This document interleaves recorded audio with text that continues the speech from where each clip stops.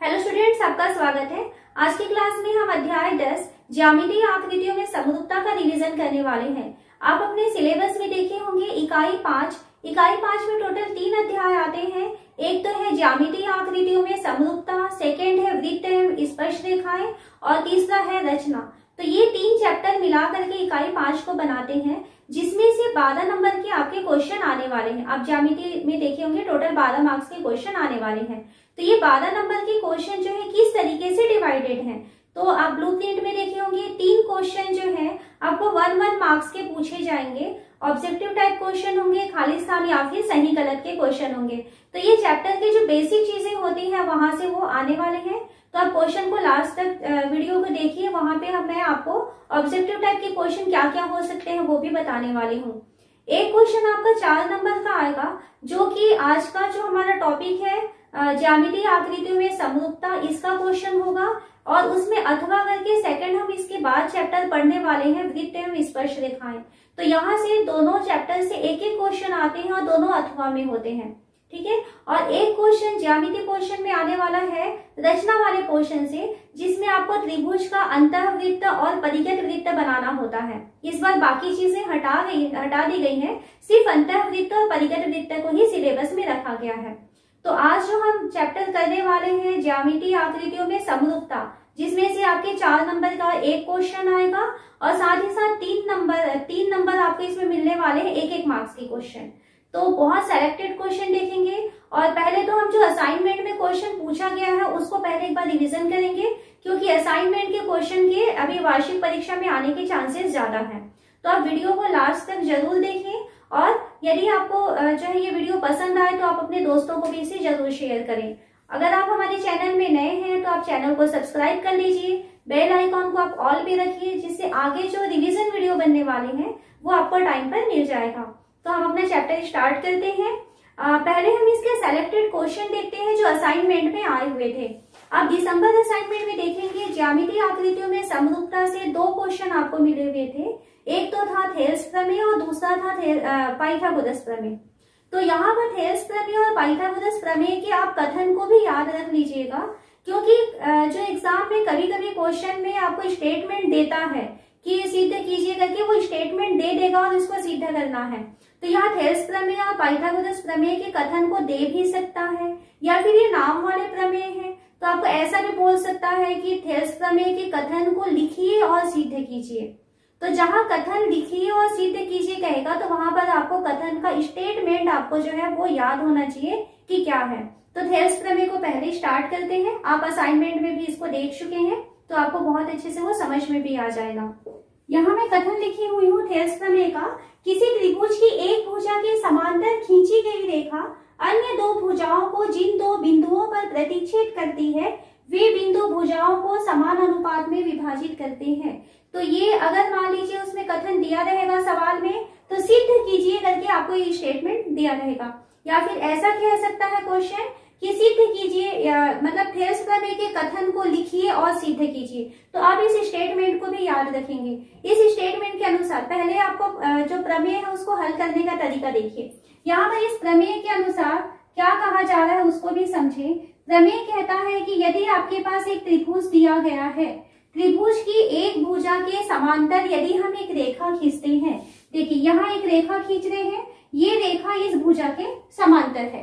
तो ये त्रिभुज की एक भुजा के समांतर खींची गई रेखा अन्य 2 भुजाओं को जिन 2 बिंदुओं पर प्रतिच्छेद करती है, ये प्रतिच्छेद बिंदु है जहां पर वो रेखा जो है भुजाओं को प्रतिच्छेद करती है। तो प्रमेय के अनुसार ये बिंदु इन भुजाओं को समान अनुपात में विभाजित करते हैं। यदि मान लीजिए हम इस बिंदु का नाम D कहें, इस बिंदु का नाम E कहें, तो इस प्रमेय के अनुसार AD और DB का जो अनुपात है वही अनुपात AE और EC का होगा।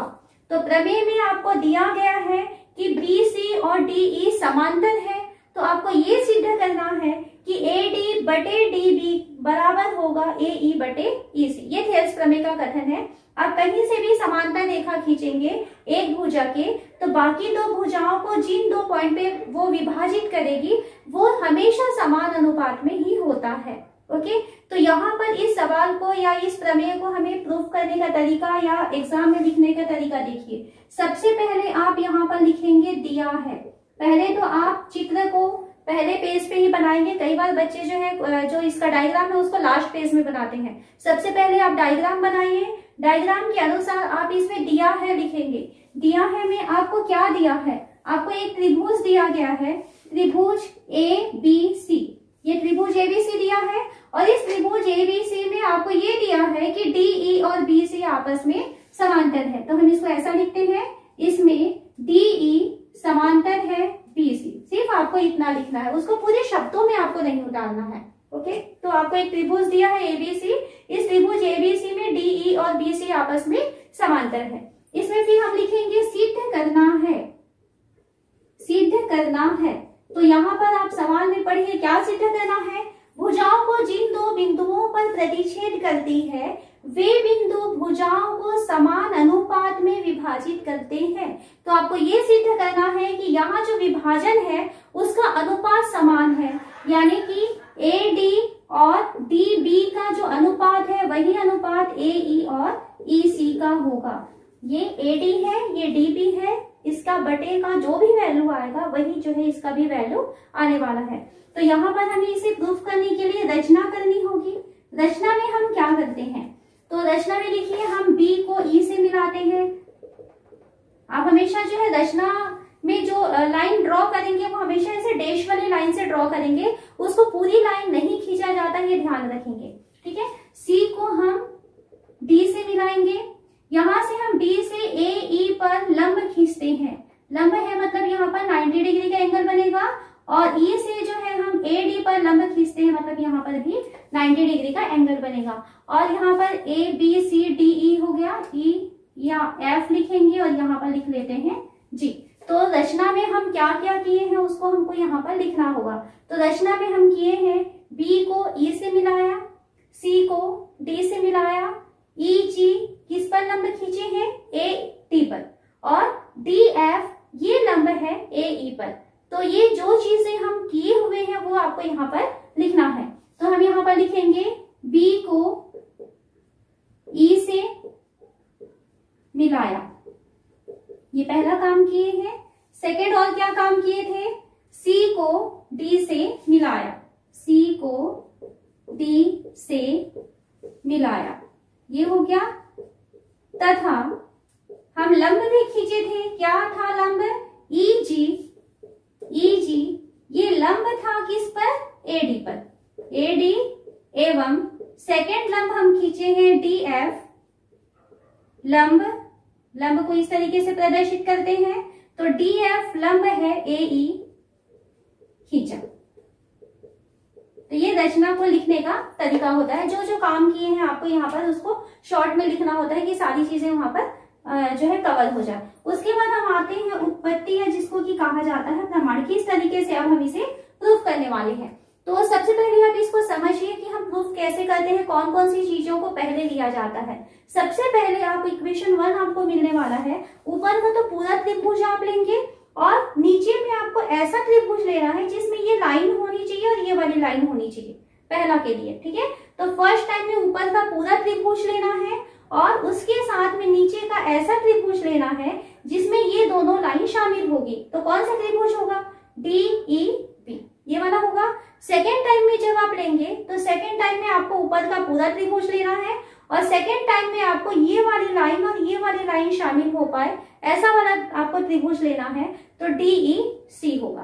तो अभी हम फर्स्ट वाला काम कर रहे हैं, तो फर्स्ट में हम इन दोनों त्रिभुजों को लेने वाले हैं। तो हम यहाँ पर लेते हैं त्रिभुज, ऊपर वाले त्रिभुज का नाम होगा ADE तथा इसके साथ में हम नीचे का त्रिभुज ले रहे हैं जिसमें ये और ये दोनों लाइनें शामिल होनी चाहिए, यानी BDEC। ये दोनों त्रिभुजों से हमको क्या करना है, क्षेत्रफल लेना है। तो हम लेंगे क्षेत्रफल त्रिभुज ADE बटे क्षेत्रफल त्रिभुज BDE बराबर त्रिभुज का क्षेत्रफल जो है यहाँ पर हम इसको लिख लेते हैं, क्योंकि त्रिभुज का क्षेत्रफल बराबर होता है 1/2 आधार गुणित ऊंचाई। अब जो जो यूज कर रहे हैं वो आप बिल्कुल साइड में लिखते भी चलेंगे। तो यहाँ पर ADE का क्षेत्रफल लेना है, तो 1/2। देखिए आधार आपको क्या क्या मानना है, ऊपर वाले त्रिभुज में इसको आधार मानेंगे और नीचे वाले त्रिभुज में इसको आधार मानेंगे। ठीक है, तो ऊपर वाले त्रिभुज के लिए हम क्षेत्रफल ले रहे हैं, तो इसमें हो जाएगा 1/2। आधार में हम लिखेंगे AD और ऊंचाई क्या होगा, जो आधार पे 90 डिग्री का एंगल बनाता है वो वाली लाइन होती है ऊंचाई। तो ये आधार बनेगा और ऊंचाई बनेगा EJ। तो ये हो जाएगा 1/2, आधार का मान होगा AD, ऊंचाई का मान होगा GE।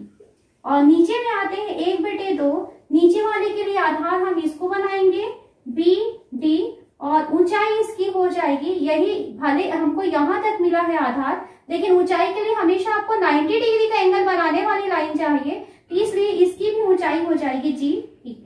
यहाँ से हम देखते हैं दोनों ही के पास 1/2 आया है, तो दोनों से 1/2 कट जाएगा। दोनों के पास GE आया है, दोनों के पास GE कट जाएगा। तो अब हमें मिला है AD/BD। ये हो गया इक्वेशन 1। यहाँ पर इक्वेशन 1 लेकर के छोड़ेंगे। फिर उसके बाद हम सेकंड लाते हैं, ऊपर का त्रिभुज पूरा लेंगे, यानी त्रिभुज ADE।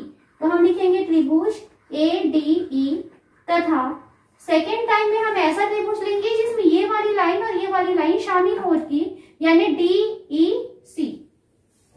त्रिभुज DEC से इन दोनों त्रिभुजों को हमको क्या करना है, दोनों के क्षेत्रफलों को अनुपात में लेना है।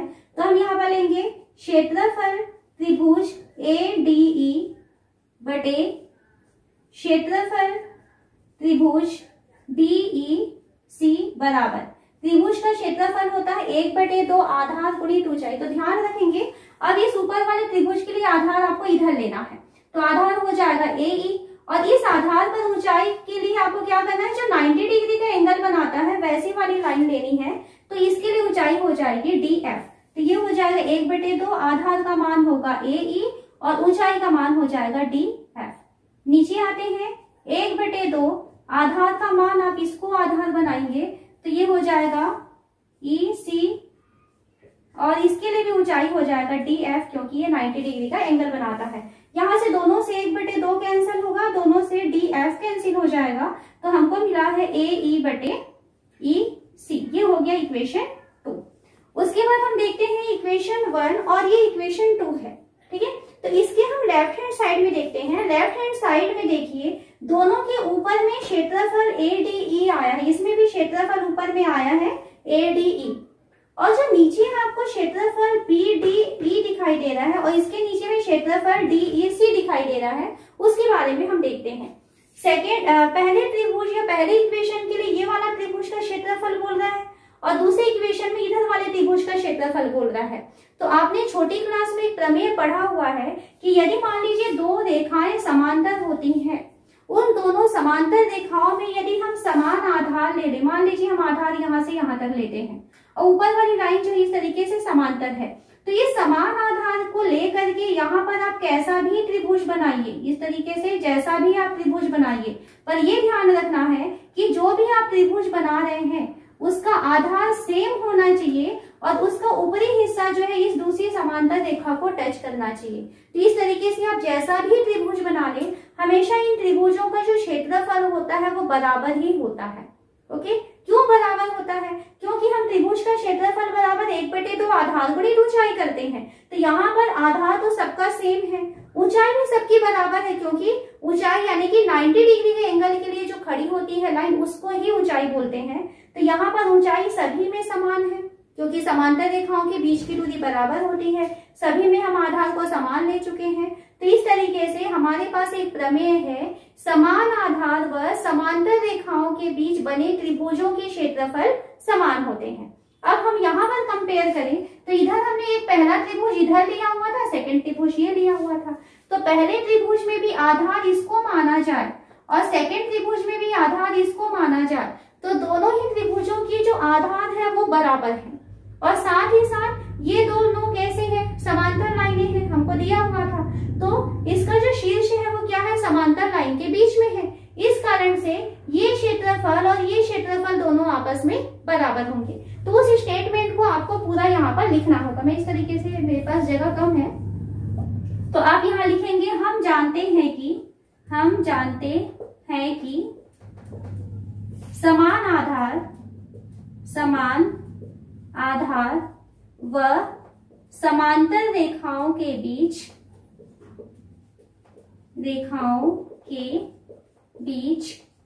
बने त्रिभुजों के क्षेत्रफल समान होते हैं। त्रिभुजों के क्षेत्रफल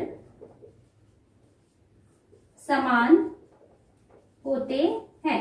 तो अगर समान आधार व समांतर रेखाओं के बीच बने त्रिभुजों के क्षेत्रफल समान होते हैं तो नीचे जो क्षेत्रफल हमको BDE दिया है तो हम यहाँ पर लिखेंगे इसलिए क्षेत्रफल त्रिभुज BDE ये बराबर हो जाएगा क्षेत्रफल सेकंड का नीचे का क्षेत्रफल क्या लिखे हैं DEC, त्रिभुज DEC, यानी इधर ये क्षेत्रफल और ये क्षेत्रफल दोनों आपस में समान हो गए। अब फिर वापस हम दोनों इक्वेशन के पास चले। पहले इक्वेशन में हमको ये ऊपर का जो भाग है अंश और दूसरी इक्वेशन का भी ऊपर का अंश आपस में बराबर दिखाई दे रहा है, सेम त्रिभुज है। पहले इक्वेशन का जो हर है और दूसरी इक्वेशन का जो हर है, जो क्षेत्रफल है, वो भी दोनों आपस में बराबर हो चुके, यानी कि पहला समीकरण और दूसरा समीकरण क्या हो गया, आपस में बराबर हो गया। तो हम इस तरीके से इसको लिखते हैं, समीकरण 1 बराबर हो गया है समीकरण 2 के। जब दोनों समीकरण के लेफ्ट हैंड साइड आपस में बराबर हो चुके हैं तो दोनों के राइट हैंड साइड भी आपस में बराबर होना चाहिए। तो देखिए समीकरण 1 का राइट हैंड साइड क्या है, तो ये हो जाएगा AD बटे BD, ये बराबर हो जाएगा समीकरण 2 का राइट हैंड साइड है AE बटे EC। तो इस तरीके से हमको जो प्रूफ करना था AD बटे DB बराबर AE बटे EC, यही हमें सिद्ध करना था। तो यहाँ पर हम लिखेंगे इति सिद्धम, या यही हमको सिद्ध करना था। तो ये थेल्स प्रमेय है, बहुत अच्छे से आप इसको प्रैक्टिस कीजिए, बहुत इंपॉर्टेंट क्वेश्चन है, एग्जाम में बिल्कुल ये आना ही है, ठीक है। तो इसमें आपको इसका जो कथन है वो भी याद रखना है।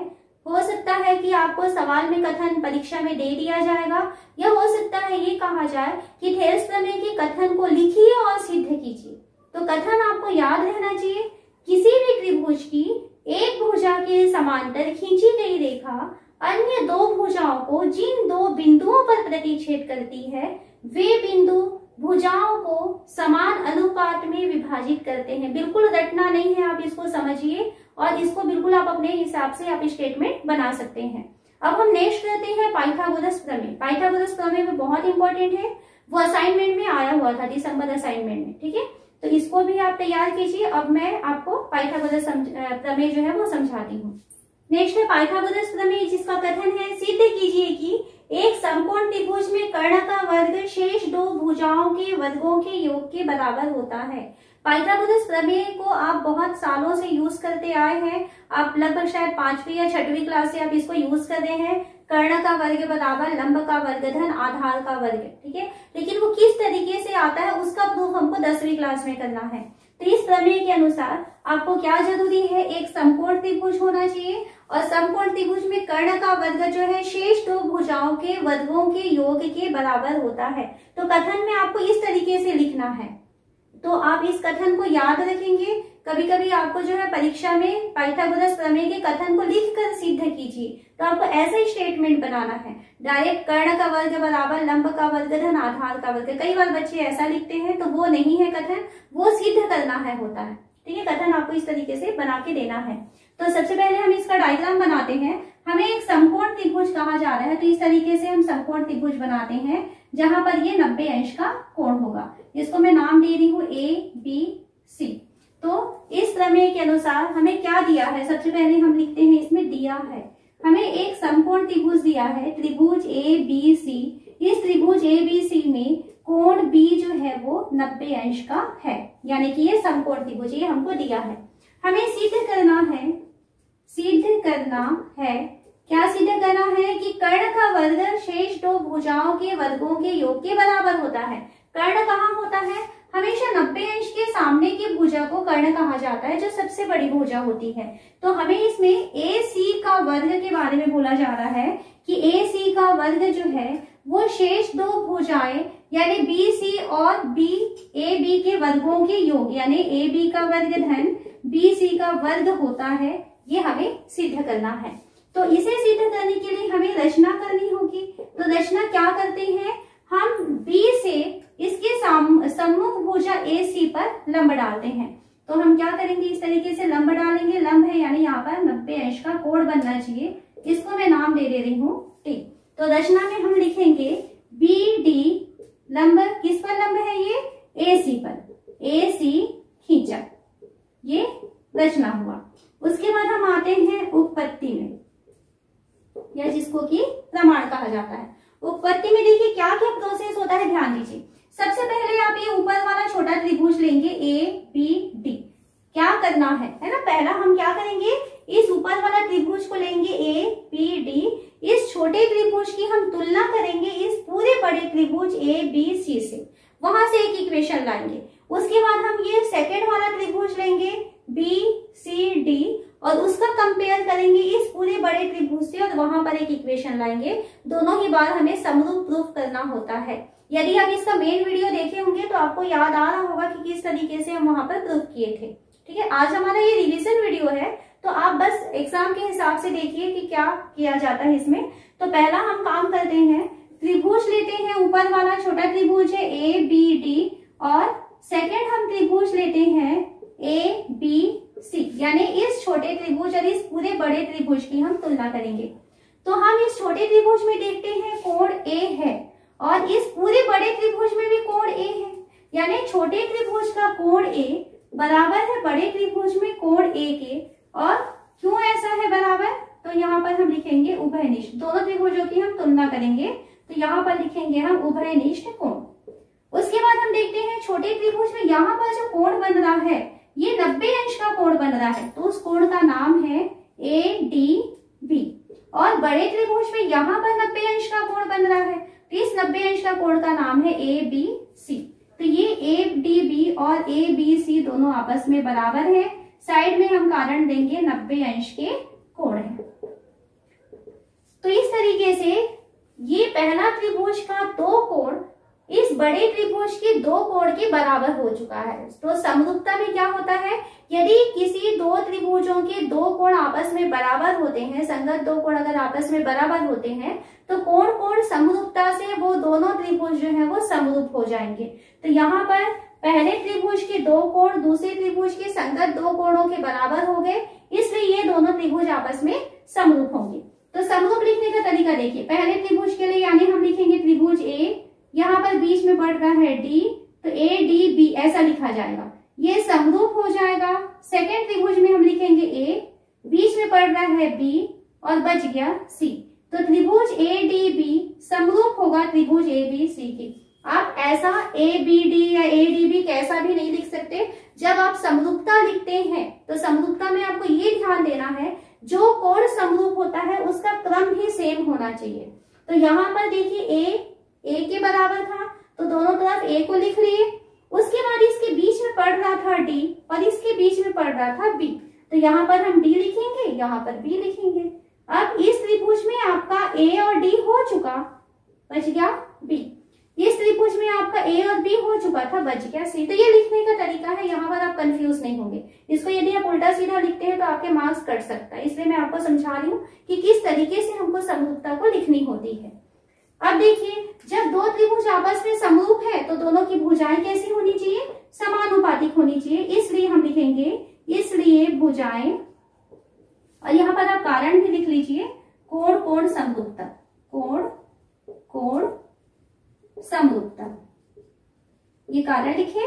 और यहाँ पर हम लिखेंगे इसलिए भुजाएं जो है वो समानुपातिक होंगी, समानुपातिक होंगी। तो यहाँ पर भुजाएं में क्या होगा, ए डी, और इसमें पहले का पेयर क्या बन रहा है, ए बी, तो ए डी बटे ए बी बराबर होगा, यहाँ पर इन दोनों का हम पेयर बनाते हैं डी बी, और सेकेंड में इन दोनों का पेयर बनाते हैं बी सी, बराबर फर्स्ट और लास्ट का पेयर बनाते हैं ए बी, और इसमें भी फर्स्ट और लास्ट का पेयर बनाते हैं ए सी। इस तरीके से हमको यहाँ पर पेयर बनाना है। उसके बाद हम देखते हैं कि यहाँ पर आपको ए डी ऐसे दो पेयर लेना है जिसमें आपको सेम मिले। तो यहाँ पर ए बी का वर्ग चाहिए, तो देखिए यहाँ पर ए बी आया है और इसके ऊपर में भी आपको ए बी मिल रहा है, तो बीच वाले को आप छोड़ देंगे।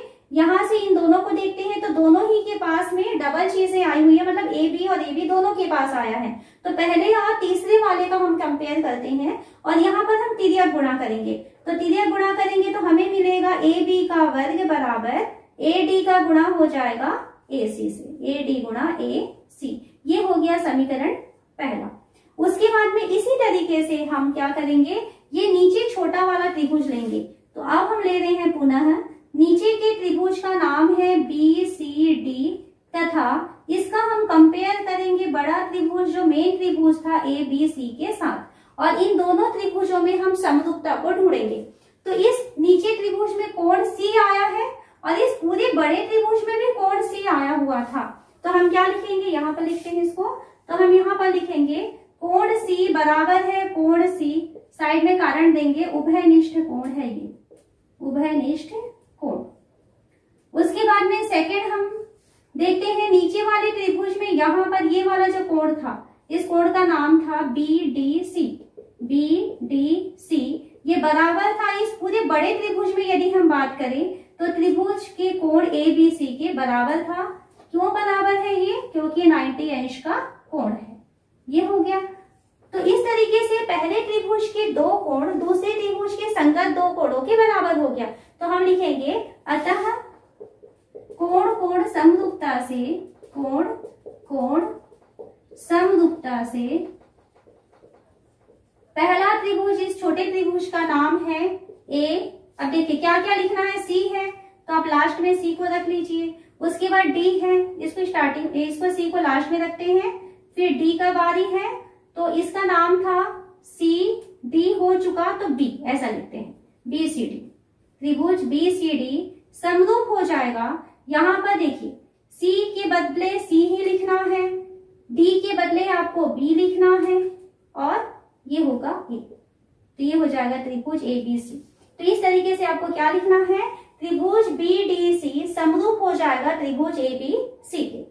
अब यदि दोनों त्रिभुज समरूप हैं तो भुजाएं कैसी होंगी, तो इसलिए क्या होंगी, भुजाएं समानुपातिक होंगी, समानुपातिक होंगी। अब भुजाएं समानुपातिक होंगी यानी यहाँ पर इन दोनों का हम पेयर लेते हैं, बी डी के बटे में हमें लेना होगा इन दोनों का पेयर यानी कि ए बी बराबर सेकेंड और थर्ड का पेयर लेते हैं डी सी, तो इसमें भी सेकेंड और थर्ड का पेयर लेना पड़ेगा बी सी बराबर फर्स्ट और लास्ट का पेयर लेते हैं बी सी, तो इसमें भी फर्स्ट और लास्ट का पेयर लेना होगा ए सी।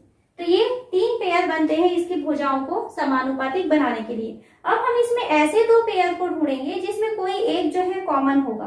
तो यहाँ पर हम देखते हैं, देखिए इसको यदि छोड़ दिया जाए तो इसके पास भी बी सी आया है, इसके पास भी बी सी आया है, तो हम सेकेंड और लास्ट को लेंगे और यहाँ पर हम तिर्यक गुणा करते हैं। तो तिर्यक गुणा करेंगे तो हमें मिलेगा बी सी का वर्ग बराबर ए सी गुणा डी सी। ये हो गया समीकरण 2। समीकरण 1 मिल चुका, समीकरण 2 मिल चुका। उसके बाद जो हमें प्रूफ करना है वो देखें, तो हमें प्रूफ करना है ए सी का वर्ग बराबर ए बी का वर्ग धन बी सी का वर्ग। तो समीकरण 1 में हमें ए बी का वर्ग मिल चुका है, समीकरण 2 में हमें बी सी का वर्ग मिल चुका है। तो हमें क्या करना है, दोनों को जोड़ना है। तो हम यहाँ पर लिखेंगे समीकरण 1 धन समीकरण 2। हम समीकरण 1 और समीकरण 2 को जोड़ते हैं। मैं यहाँ पर ऊपर का मिटा रही हूँ, यहाँ नीचे जगह कम है। समीकरण 1 से हमें लेफ्ट हैंड साइड में मिलेगा ए बी का वर्ग, इसके साथ 2 को जोड़ेंगे यानी बी सी के वर्ग को जोड़ते हैं बराबर। यहाँ पर राइट हैंड साइड में हमको मिल रहा है ए डी गुणा ए सी के साथ जुड़ रहा है इसका राइट हैंड साइड देखिए ए सी गुणा डी सी। ये हो गया। यहाँ से ये दोनों के पास में ही ए सी है, ए सी को कॉमन निकाल देते हैं। यहाँ पर बचेगा ए डी धन यहाँ पर बच गया डी सी। अब डायग्राम के पास चले तो ये ए सी तो रहेगा, ए डी धन डी सी कहाँ है, देखिए ये ए डी है और ये डी सी है। तो दोनों को जोड़ेंगे तो इसे हम डायरेक्ट लिख सकते हैं ए सी यानी कि ए सी का वर्ग। तो हमें क्या मिला, ए बी का वर्ग धन बी सी का वर्ग बराबर AC का वर्ग। तो यहाँ पर इति सिद्धम, यही आपको सिद्ध करना था। तो आपको पाइथागोरस प्रमेय की स्टेटमेंट को लिख करके सिद्ध कीजिए कहा जाएगा। तो क्या है इसका स्टेटमेंट, किसी भी समकोण त्रिभुज में कर्ण का वर्ग शेष दो भुजाओं के वर्गों के योग के बराबर होता है, और उसको इस तरीके से आप प्रूफ करेंगे। यहाँ हमें क्वेश्चन लेते हैं, एक लड़की जिसकी ऊंचाई 90 सेंटीमीटर है, एक लैंप पोस्ट पर 3.6 मीटर ऊंचाई पर लगे बल्ब से 1.2 मीटर प्रति सेकंड से दूर जा रही है। 4 सेकंड बाद उस लड़की की परछाई की लंबाई ज्ञात कीजिए। क्वेश्चन क्या है, पहले हम इसको डायग्राम से समझते हैं। एक लैंप पोस्ट है, यानी जैसे बिजली का खंभा होता है, इस तरीके से एक खंभा है। यहाँ पर एक लड़की खड़ी हुई थी, और उस लड़की, यहाँ पर लैंप पोस्ट की जो ऊंचाई है वो 3.6 मीटर है, ये देखते हैं। यहाँ पर एक बल्ब लगा हुआ है, एक लड़की यहाँ पर खड़ी हुई थी जिसकी लंबाई 90 सेंटीमीटर है। अब ये लड़की क्या कर रही है कि वो 1.2 मीटर प्रति सेकंड की रफ्तार से इस लैंप पोस्ट से दूर जा रही है। तो ये 4 सेकंड तक चली, और 4 सेकंड के बाद ये 90 सेंटीमीटर ऊंचाई की जो लड़की है, मान लेते हैं वो यहाँ तक पहुंच गई। अब यहाँ तक पहुंचने के बाद हमें कहा जा रहा है कि 4 सेकंड के बाद उस लड़की की परछाई की लंबाई क्या होगी। तो ये लड़की खड़ी हुई है, तो इसकी परछाई कहाँ बनेगी, यहाँ पर लाइट लगी हुई है, तो परछाई इसको इस तरीके से अगर करते हैं तो ये वाली जो दूरी है ये इसकी परछाई बनेगी। ये क्या है, इतनी दूरी को वो 4 सेकंड में तय की हुई है, और यहाँ तक पहुंचने के बाद ये लाइट यहाँ पर इसके सिर पर पड़ रहा है, तो ये उसकी परछाई की लंबाई हो जाएगी। यहाँ पर हम नाम देते हैं A, B, C, D और E। तो यहाँ पर इसको हम मान लेते हैं, माना लैंप पोस्ट की ऊंचाई, ऐसा इस तरीके से लिखने का तरीका भी देखिए। लैंप पोस्ट की ऊंचाई, इसको हम किससे प्रदर्शित कर रहे हैं, ए बी बराबर 3.6 मीटर। ये ए बी को हम लैंप पोस्ट की ऊंचाई बनाते हैं। अब उसके बाद हम लिखते हैं लड़की की ऊंचाई। तो लड़की की ऊंचाई किसको लिए हैं, डी, इसकी वैल्यू है 90 सेंटीमीटर। उसके बाद हम देखते हैं लड़की द्वारा तय दूरी, कितनी दूरी वो तय करती है 4 सेकंड में, तो ये दूरी है बीई। इसकी वैल्यू अभी हमें नहीं मालूम है, कैलकुलेट करने वाले हैं। और उसके बाद हम लिखेंगे परछाई। तो परछाई की लंबाई हमें ज्ञात करने कहा है। ये परछाई हमको मिलने वाली है ई सी के पास, तो ई सी की वैल्यू हम मान लेते हैं x मीटर, ये माना। यहाँ पर हमें बीई की वैल्यू ज्ञात करनी है। तो बीई जो है वो क्या है, 4 सेकंड में उसके द्वारा तय की गई दूरी है। तो यहाँ पर हम जानते हैं दूरी बराबर होता है चाल गुणा समय।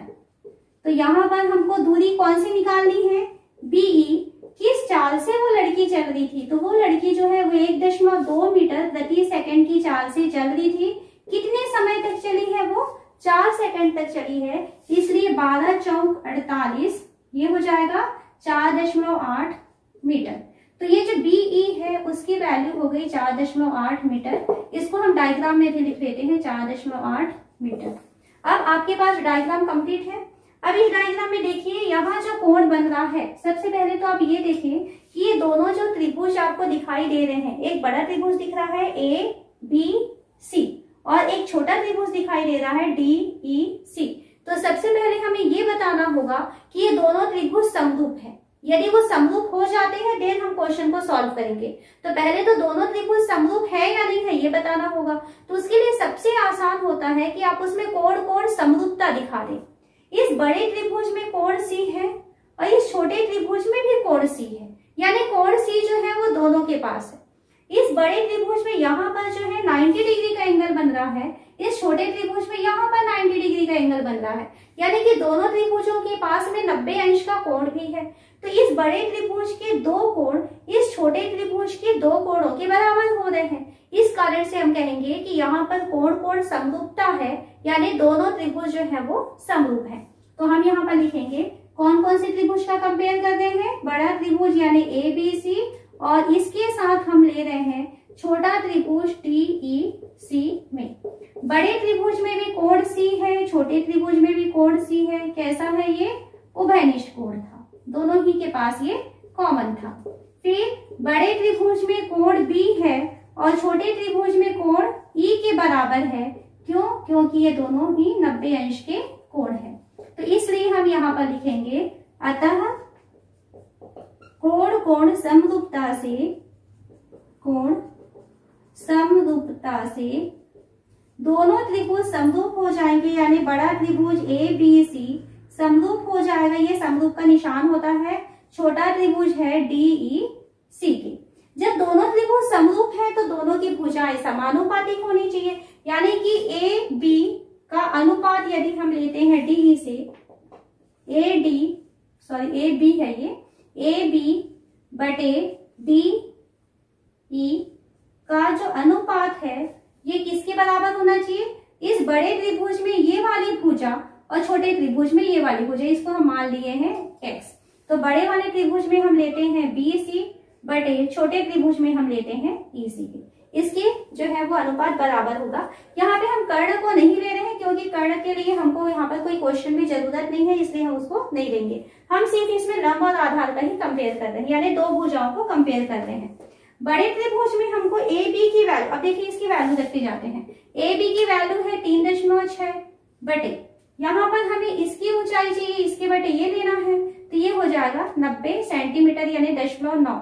क्योंकि ये मीटर में है तो आपको इसको भी मीटर में लेना है, यानी ये जो सेंटीमीटर था उसको मीटर में चेंज करेंगे तो 0.90 हुआ बराबर। यहाँ पर बी सी की वैल्यू होगा 4.8, ये 4 है, 4.8 बटे यहाँ पर 4.8 धन x, ये टोटल है, और इसके नीचे में आ जाएगा x। ये हो जाएगा 3, यहाँ से 0.9 हम हटा देते हैं तो ये हो जाएगा 360 बटे 90। यहाँ से 90 यानी कि सिर्फ 0.9 है तो इसको 36 बटे 9 ऐसा लिखते हैं। दोनों तरफ से दशमलव के बाद एक एक अंक है वो हटा दिए, बराबर ये हो रहा है 4.8 धन x बटे x। यहाँ से 9 एकम 9, 9 चौक 36। तो तिरिया गुणा करते हैं तो ये 4 का गुणा x से होगा, तो 4x बराबर 4.8 धन x।